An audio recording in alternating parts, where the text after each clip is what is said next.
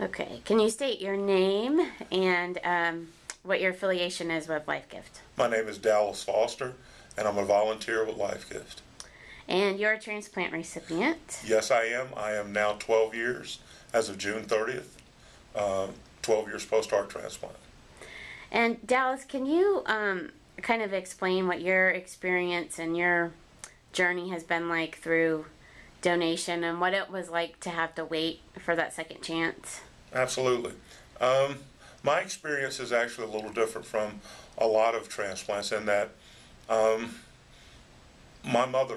we donated my mother's organs before we even knew that I was going to need a transplant myself. And we had made the decision as a family so that when my mom, we tragically lost her in an accident, we went through with the donation as planned.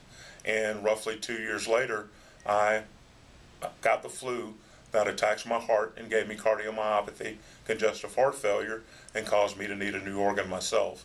And at that point, I started the journey toward becoming a recipient.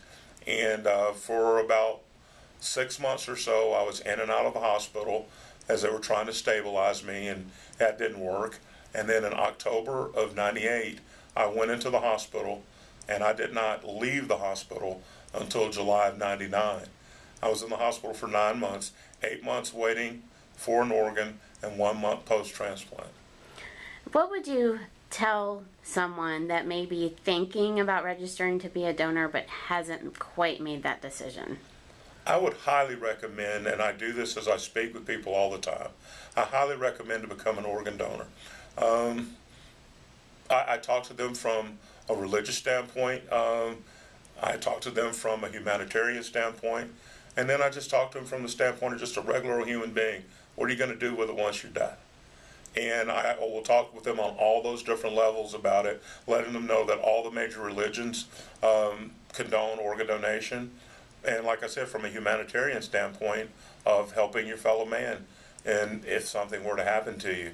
I view organ donation as the ultimate gift because without one, obviously, I couldn't be here. And I'm very glad to be here.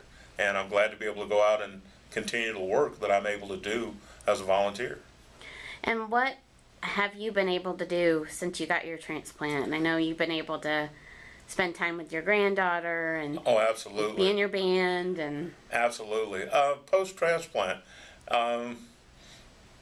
there are a few things that I can't do.